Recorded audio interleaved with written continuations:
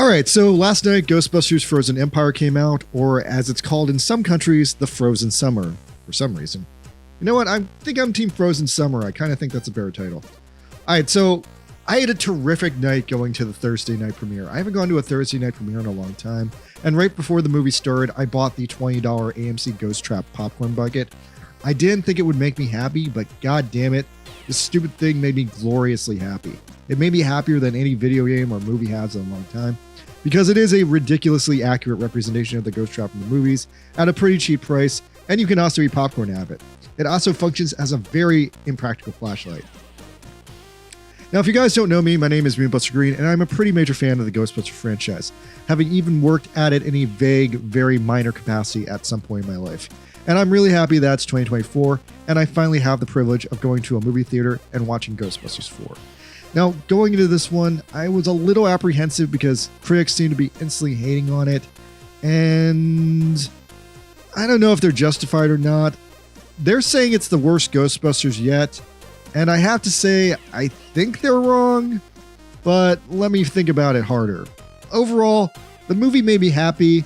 Overall, there's a lot of good in it, but there's some bad in it too. So, overall, how I felt about this movie, let me get down to brass tacks. I have to review this film with a major caveat. There's an issue that has existed in every single sequel to Ghostbusters since 1989's Ghostbusters 2, and I just have to straight up call this issue the curse of the Ghostbusters. I don't want to fully depack the curse at this time, but if I did, it would take me like 3 hours. But to sum it up in a nutshell, the first Ghostbusters was such a great movie, such a bolt of lightning of creativity, improvisation, and all that combined together in an absolutely perfect way that can never properly be replicated. And so every single sequel to Ghostbusters is too chained to trying to get back to that perfection, and in doing so has made itself imperfect. Like, it's kind of like if you try to copy something that's great, you'll never make something great. And in that way, every single Ghostbusters sequel has failed. And for that reason, even here we are 5 Ghostbusters movies later, and yeah, we still have the Ghostbusters curse. I kind of thought this would be the one to break the Ghostbusters curse, but it wasn't. Maybe the next Ghostbusters movie will be better than this one, but this one still has strangely all the same problems as Ghostbusters 2 and all the same problems as every sequel since Ghostbusters 2. I will say though that the animated series, Real Ghostbusters and Extreme Ghostbusters, somehow did not suffer from the curse. So again, there is a way out. They just haven't got there in the movies yet. So because of the Ghostbusters curse, I'm going to preface this review with a personal rule of mine that I will not criticize any aspect of the movie if the same criticism can be directly applied to Ghostbusters 2, the remake with the ladies, or Afterlife because of the Ghostbusters curse. Okay, so with that rule established, let me start going through things. And I suddenly realized that the curse has now chained me down. Okay, so trying to start off positively, the biggest problem going into this movie is just there are too many Ghostbusters in this movie. And I don't know how we got here, but here we are. There's too many Ghostbusters in a Ghostbusters movie. And because there are so many Ghostbusters, about half of the Ghostbusters don't even get like story arcs. They're just here for cameos and shits and giggles. Like the only Ghostbusters who get full proper storylines in this movie are Phoebe Spangler and barely Ray Stantz. Everyone else either has a weak arc or no arc at all and is just doing a cameo. So I have to warn you guys about spoilers from this point on because I can't say anything else without spoiling the movie. Now I'm going to do a quick breakdown of each Ghostbuster group before we get into their individual arcs, because I also just realized that this movie has like freaking 4 different Ghostbuster groups doing different things. So obviously to start with, let's just start with the originals. The original Ghostbusters from 1984. Harold Ramis is very unfortunately dead. They kind of hit at him a few times, but he's unfortunately completely gone in this movie, aside for a few reverential mentions. Janine at least gets to take his slot in the 1984 team, and that's cool for her. So yeah, let's talk about the original Ghostbusters first, because I have to say I was, for the most part, pleasantly surprised with them in this movie. I was not expecting them to be in this more than they were in Afterlife, and they really are in this one a lot more. And the old Ghostbusters are back and better than ever in this movie. Like, on top of that, I have to say, I was shocked at both Dan Aykroyd and Bill Murray in this movie because they both brought their A game for me. Like, Dan Aykroyd completely shocked me because he was on fire and he was back in shape. Like, literally, I loved Dan Aykroyd as a kid, but lately he stopped acting. And the last time I saw him, like 10 years ago, he did a brief cameo on SNL. And on that SNL cameo, he seemed like he was dying. He seemed like he was morbidly obese. He seemed like he could barely like keep his breath together. But holy shit, Dan Aykroyd is back on all cylinders in this movie. And I was so impressed by that. He really did good in this movie, and that in itself made me just really happy to see Dan Aykroyd getting his life back together. On top of that, Bill Murray was in this too, and people had told me Bill Murray was phoning it in, but no, fuck that. Bill Murray is back in this movie. Like, this was a damn good showing by Bill Murray. He was as funny as ever, and he really fucked over Camilo Nanjiani in this movie. Now, that being said, Bill Murray has something weird in his contract where he's contractually only allowed to be on screen for as long as Ernie Hudson is on screen. So to balance that in this movie, both Bill and Ernie are about in the movie for about 10 minutes. Now, I love Ernie Hudson. I've met him before. Ernie Hudson is super cool. In this movie, they made him like the CEO of the Ghostbusters. He's like their boss, and unfortunately, he doesn't really do anything amazing. He does get a couple of decent one-liners in the final battle, but that's about it. Then I do have kind of mixed feelings about them bringing back William Afferton's Walter Peck character from the first movie. All right, so I don't think any normal people who are not Ghostbusters super fan even remember this character. Peck is a minor character from the first Ghostbusters movie. He was the EPA guy. He was the guy who wanted to shut down the Ghostbusters. He didn't like that they had nuclear accelerators on their backpacks. Bill Murray said this guy had no dick, and it was true. And he was also the guy who blew up the Ghostbusters containment unit, causing the ghost apocalypse in the first movie, which kind of gets called back to in this movie, which I guess is why they brought him back. And anyways, he also told the mayor of New York that the Ghostbusters suck, and then the mayor of New York made that his permanent official stance and personality. And then Peck was never thought of or mentioned again.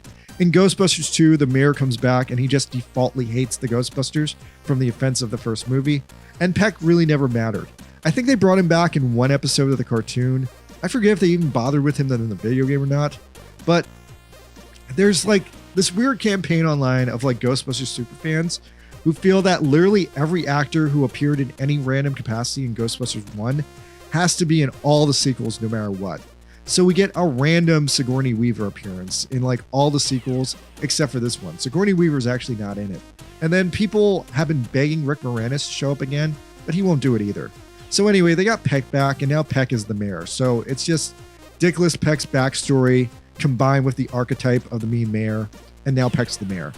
Now, when the movie first brought this up, I didn't mind it, but what fucking drove me nuts, so at the end of this movie, Bill Murray and Walter Peck are finally in a room together again for the first time since 1984, where Murray like flipped him off in his face and said he had no dick. And unfortunately for this like long-awaited rematch, there's nothing here. There's no interaction between them, and that in itself infuriated me. Like, even if they had just like looked at each other and gave each other like a dirty stare, that would have been enough for me. But no, they did nothing. They said nothing. There was a complete interaction between the two of them, and that's a crime. Like, why bring Peck back if you're not going to have Bill Murray there to like rip him apart? Like, Bill Murray is only in the movie for 10 minutes, but the fact that the characters almost interact but don't drives me insane. That in itself is like almost an injustice. It's like bringing him back was only cool if he was going to face off against Bill Murray again. It's like having Bugs Bunny and Elmer Fudd in a movie where the two never interact. Wait, did they not interact in Space Jam 2? Anyway, funny enough, someone does scream dickless at him in the streets in this film, which is kind of a weird meta joke because apparently up till now, he refused to do a Ghostbusters sequel because people did that to him all the time. Like after he did Ghostbusters, like anytime someone would see him, they would just scream that he has no dick. Anyway, all right, so rounding out the returning Ghostbusters from the original movie is Janine. Now, everyone loves Janine, and very satisfyingly, in this movie, Janine finally gets her Ghostbusters outfit, which she rocked numerous times in the real Ghostbusters cartoon and was always like, yeah, pure awesome, chick getting it done, saving the day. But this is awesome because this is her first time rocking in the movie, and that in itself is really, really cool. Unfortunately, though, Janine gets some pretty minimal screen time in this film. She has like one good scene early on in the movie, but then at the final battle, you're seeing 80-year-old Annie Potts fight a ghost. At the end of the film, it's pretty much as bad as you expect. She pretty much just screams out and falls over, and I don't know, like, considering they made such a big deal out of it, they should have at least let her do something. Also, F it, one more returning character. Slimer is back. Slimer is back from the first movie, and Slimer is awesome in this movie. I love Slimer. The movie utilized Slimer properly, which I have to say has not ever been done since the first movie, because like he wasn't in Afterlife, and in Ghostbusters 2 they just made him a bus driver for some random reason. So yeah, this movie does Slimer some justice, and that's it. Classic Ghostbuster team assembled. Way to go, classic Ghostbuster team. Now after that, the movie has another Ghostbusters team, and this is like the Ghostbusters research and tech team. This is like a team that Winston created, and they research ghosts without catching them. They just have ghosts in like a ghost aquarium. And yeah, they have this like abandoned aquarium, which is their base. The movie was very unclear about where it was. It was either in Staten Island or Brooklyn. They had to go over a bridge to get to it. I guess maybe it was in Staten Island. I don't know. Anyway, the Ghostbusters research team consists of Winston, Venkman, Lucky from Ghostbusters Afterlife works there. They don't really outright say it, but I guess Winston gave her a full-time job there. And then there's a bunch of rando extras working there that you don't really see. They have almost no screen time, and if they're on screen, they have blurry faces. And then lastly, there's this guy. So this guy is Lars Pinfield. He's played by young, rising British comedian Lars Pinfield. No, wait, the dude's real name is James Acaster. Okay, anyway, yeah, so he's basically the tech guy for the Ghostbusters now, replacing Egon because Egon is departed. And he also is kind of laying that line down because Phoebe can't fill that role because she's fundamentally a child. Now, he's also like officially the first British Ghostbuster, which is great for the Brits because they always won one. But he unfortunately doesn't do a damn thing in this movie. He's basically just a background character with a name. He's just important enough to have like an introduction and all. But like at the end of the movie, the ghost defeats him, so he doesn't participate in the final battle. I kind of wonder about this dude. I guess a lot of his like screen time got cut. So essentially he just exists to fill a plot hole. But I feel like in the end, he could have just been mentioned off screen and not actually appeared.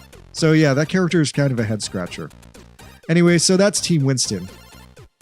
Then the third Ghostbusters team in the movie is the Ghostbusters family team, consisting of the 3 Spengler children and the Ant-Man. So yeah, the start of the film, the Ghostbusters are now a family. The family functions as like the New York City Ghostbusters team, I guess. They fight the ghosts on like a daily basis.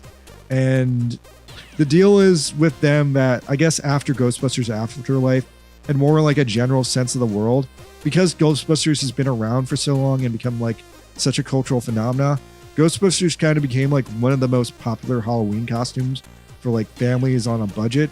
So now in this movie, there's just literally a Ghostbusters family with a mom, a dad, and their kids fighting ghosts. And I'm sure the Halloween costume companies are going to love that. I'm sure that's going to play into marketing at some point in the future, but it's kind of silly in the context of the movie. All right, so let's break down the Ghostbusters family.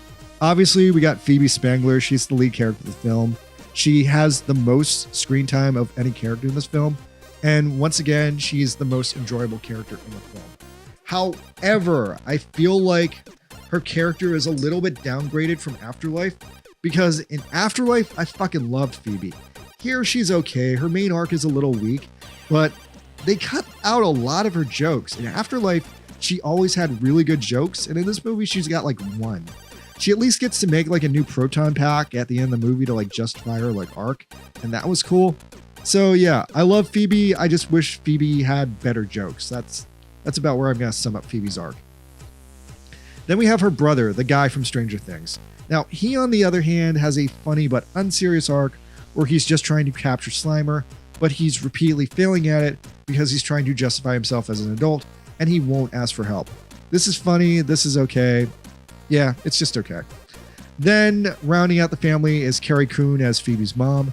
Now, she is entirely disappointing in this film. Like, they just made her the mom in this movie, and she just acts as like a pivot point between Phoebe and Ant-Man. Really let down by her because they gave her a ton to do in Afterlife, where she was like a detached alcoholic who like didn't really understand the Ghostbusters stuff. But in this movie, she's just got nothing going on other than being an angry mom. And lastly, rounding out the cast of the Ghostbusters family is Mr. Gruberson, Ant-Man, and he has a pretty shallow arc. It's just, he's trying to solidify his role in the Ghostbusters family as like a newcomer and officially transition from being Phoebe's old teacher to being her official dad. I guess he and her mom got married, or maybe they didn't. It's kind of unclear what happened, but they just all live together.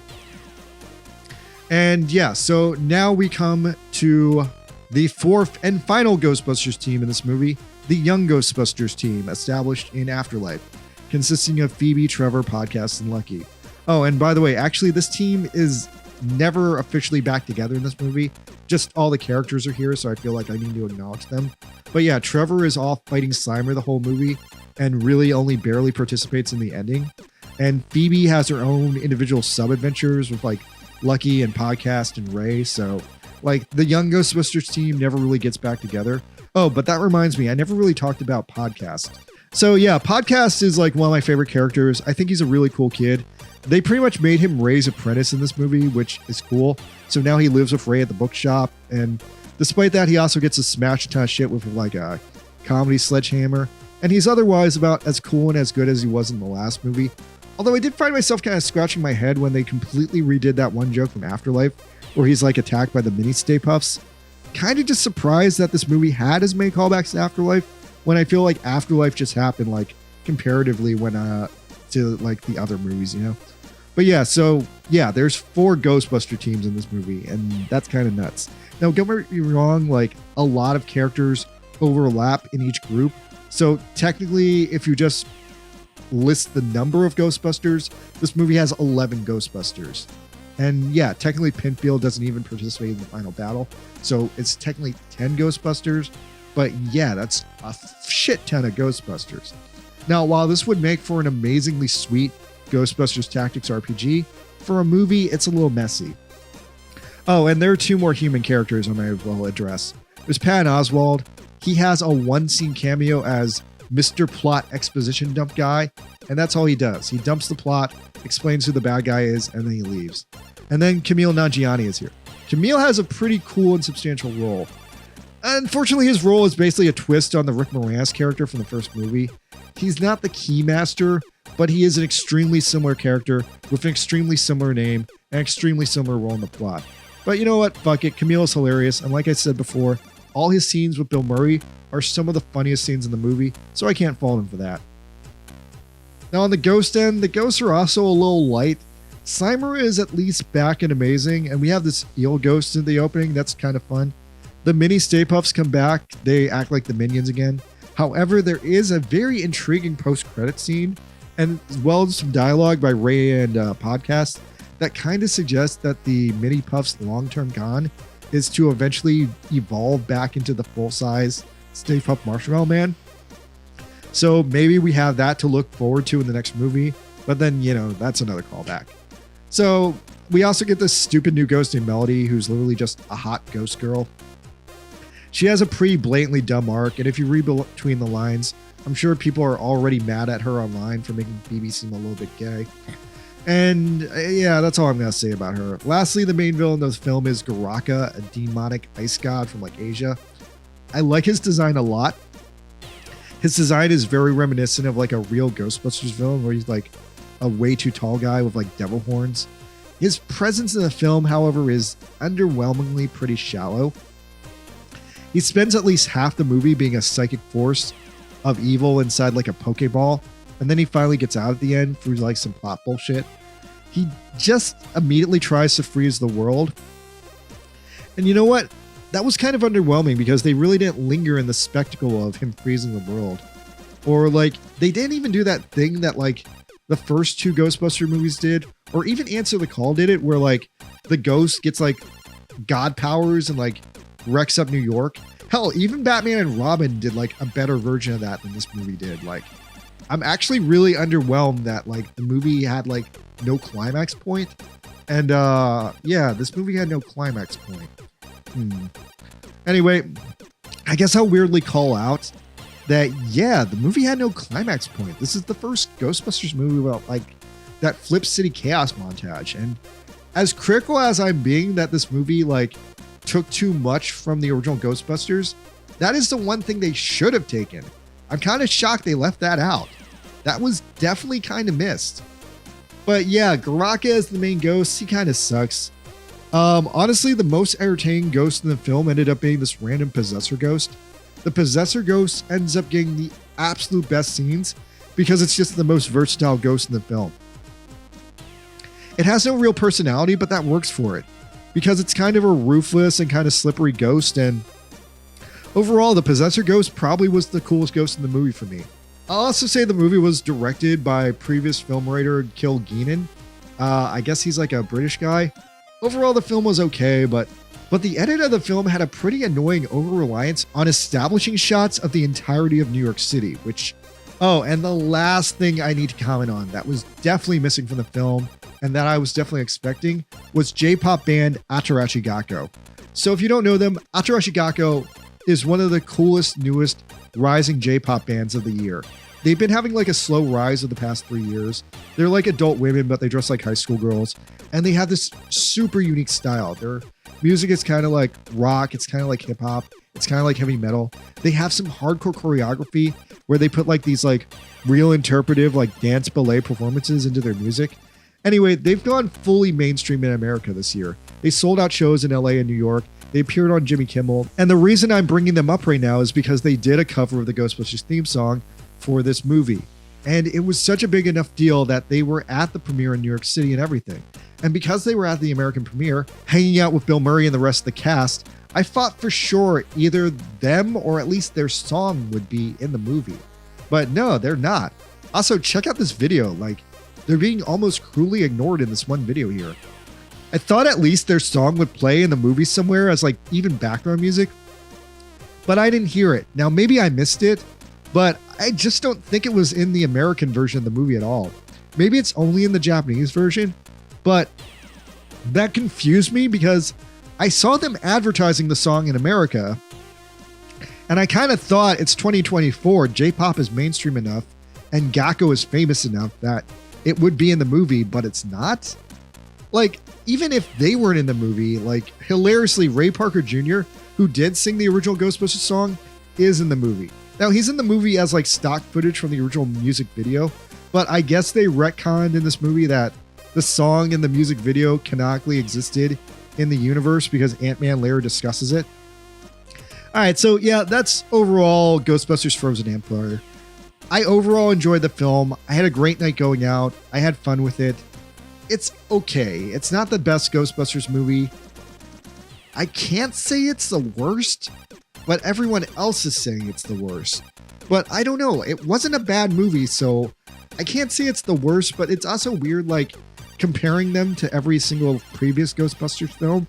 I also can't say it's better than the previous Ghostbusters film. It felt a little bit cheaper than Ghostbusters 2 because it had too many Ghostbusters, and it didn't have the same focus or the sensitized heartbreak that Ghostbusters Afterlife had. Overall, it was just a good movie with some good surprises, but overall, I really hope this movie does well enough that we do get a Ghostbusters 5, because hopefully Ghostbusters 5 will finally break out from the Ghostbusters curse and will finally do its own thing, and I do want to see where Phoebe Spangler's character journey continues. So that's about everything I can say about Ghostbusters Frozen Empire. You can see it yourself. Let me know what you guys think. Maybe you'll like it more than I will. Maybe you'll like it less. Yeah, I'll comment on it if you leave a comment. All right. Thank you. Goodbye.